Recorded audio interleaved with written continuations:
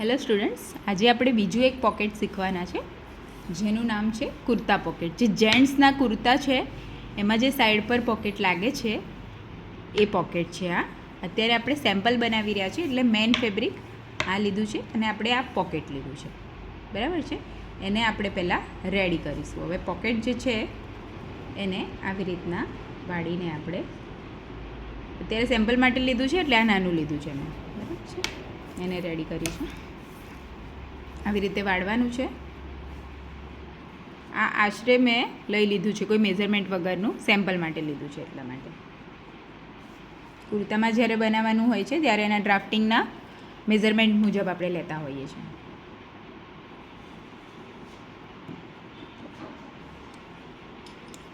હવે આ જ્યારે સિલાઈ લો ત્યારે ધ્યાન રાખવાનું છે કે આ પોકેટ અટેચ કરવા માટે આટલું માર્કિંગ બંને સાઈડ છોડી દેવાનું છે, એટલે આપણે અહીં સુધીની જ સિલાઈ લઈશું, બરાબર છે.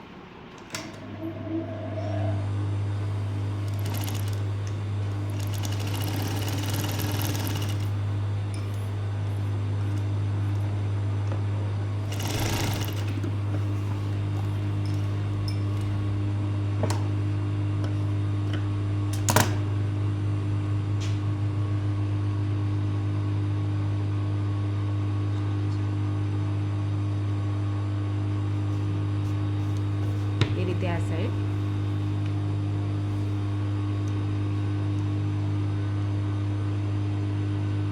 જે માર્કિંગ લીધું છે એટલું છોડીને ત્યાંથી સિલાઈ સ્ટાર્ટ કરીશું.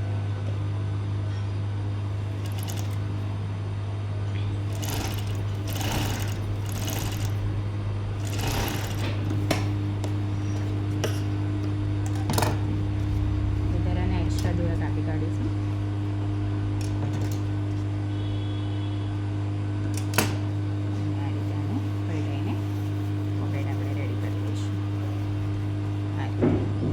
અને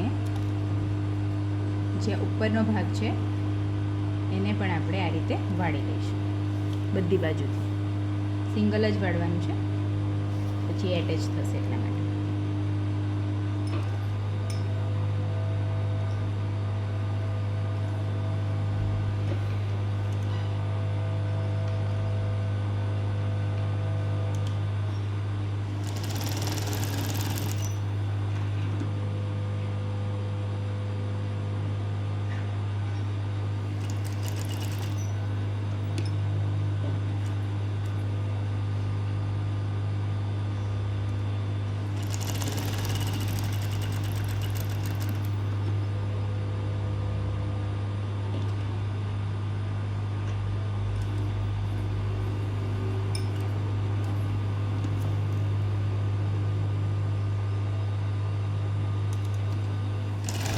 આ જે છે ક્રોસમાં છે પટ્ટી, એટલે બાયસ થશે તો ખેંચાશે, એટલે એને બહુ ખેંચવાનું નથી, ધીમે રહીને ફોલ્ડ કરવાનું. બહુ ખેંચશો તો એનો શેપ બદલાઈ જશે એટલા માટે.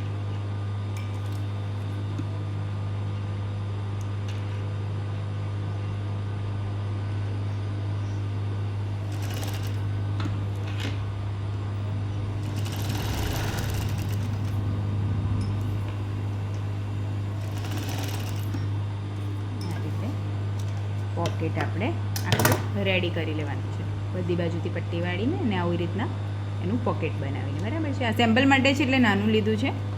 જ્યારે આપણે કુર્તામાં બનાવીએ ત્યારે આ ડીપ આવે છે, બરાબર છે. હવે ધારો કે આપણું આ મેઇન ફેબ્રિક છે, એટલે કે કુર્તો છે જેમાં આપણે અટેચ કરવાનું છે. ત્યાં સેમ્પલ માટે છે એટલે નાનું લીધું છે. એમાં માર્કિંગ કરીશું આપણે કે પોકેટ આપણે કેટલું રાખવું છે. સેન્ટરમાં આપણે માર્કિંગ કરીએ. હવે પોકેટ જે છે સાઈડમાં જે સીમ છે ત્યાં લાગતું હોય છે, એટલે આપણે એને પહેલાં બે પાર્ટમાં સીમ બનાવી દઈએ, બે ભાગમાં ડિવાઈડ કરીને આ રીતે સેન્ટરમાંથી કટ કરીને.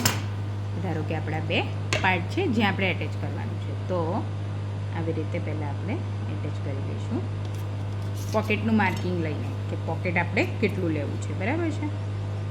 તો આપણે પોકેટ અહીંયા બંને સાઈડે 1-1 ઇંચ છોડીને બાકીનું આપણે પોકેટનું ઓપનિંગ માટે લઈ લીધું છે. એટલે શું કરીશું, જે પોકેટ છે પોકેટ જ્યાંથી એટેચ થશે એટલું છોડીને આપણે બીજી સિલાઈ કરીશું, એટલે બંને બાજુ 1 ઇંચ સિલાઈ કરીશું.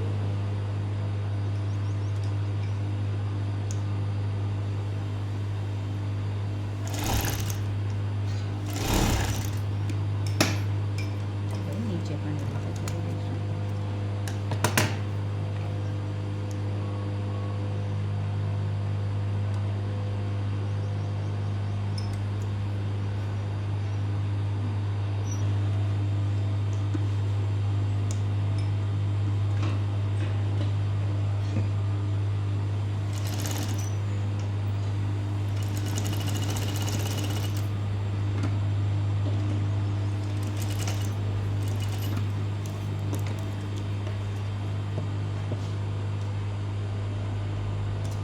રીતે આપણે રેડી કરવાનું છે. હવે શું કરવાનું છે, આ જે આપણે સીમ અલાઉન્સ રાખ્યું છે, મીન્સ કે જ્યાં આપણે પોકેટ અટેચ કરવાનું છે, એના માટે આપણે અહીંયા બંને સાઈડ નોચ આપી દઈશું, જેથી કરીને આપણને ફોલ્ડ કરતાં ફાવે. બરાબર છે. જ્યારે આપણે કુર્તો બનાવીએ છીએ ત્યારે માર્કિંગ માટે નોચ કરીએ જ છે, એ રીતનું આ નોચ છે. બરાબર છે. હવે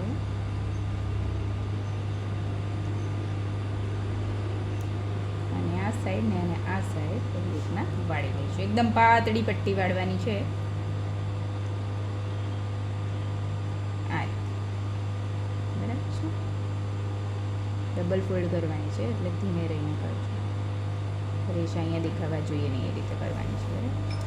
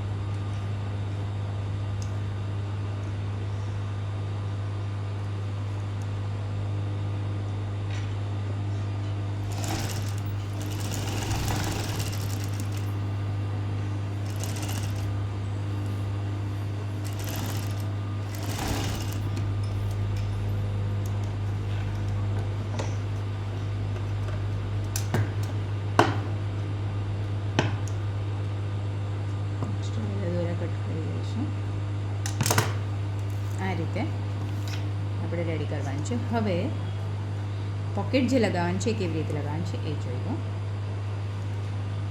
આ જે છે ભાગ, એ જે આપણું પોકેટ છે, જેનું કટ છે, ત્યાં લાગશે.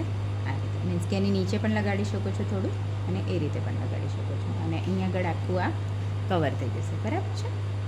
હવે આપણે અને આવી રીતે રાખીને જ કરવાનું છે.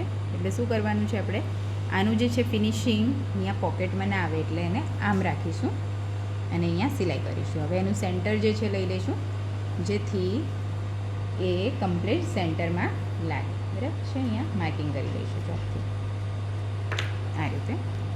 ને આનું સેન્ટર છે ત્યાં આવે એ રીતે મૂકીને આપણે આની સિલાઈ લઈ લઈશું.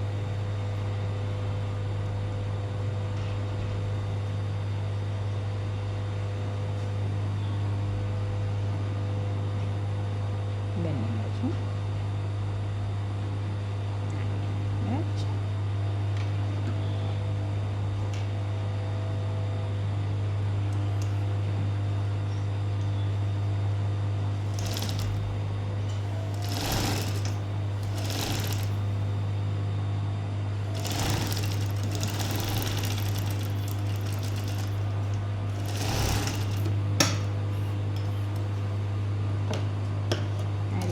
એટલે અહીંયા આ સીધો ભાગ થઈ જશે.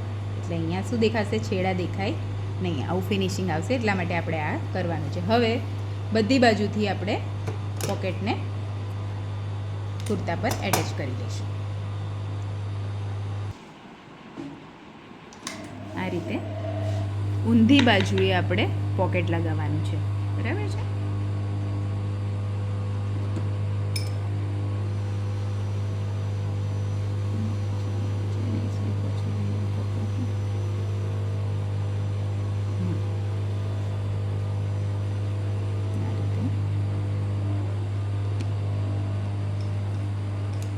કોઈ ભાગેનો આવી ના જાય એનું ધ્યાન રાખવાનું છે પોકેટનો. બરાબર. ખાલી આ પટ્ટી જે એક્સ્ટ્રા આપણે લીધી છે એ જ આવી જોઈએ.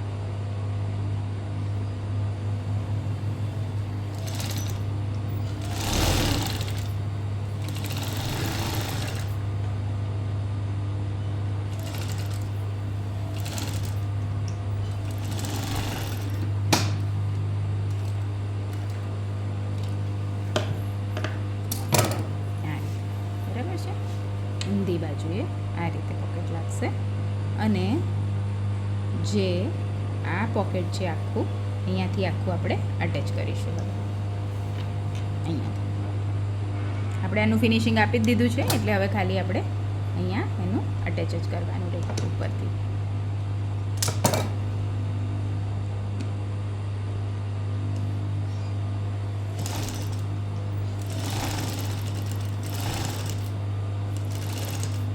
પ્રોપર જે છે અટેચ કરવાનું છે, નહીં તો શું થશે, આ સેન્ટર જે છે આ ઉપરનો ભાગ એ કમ્પ્લીટ સેન્ટરમાં આવવો જોઈએ. બરાબર. કેમ કે આગળ જે છે એની સિલાઈ દેખાશે એટલા માટે.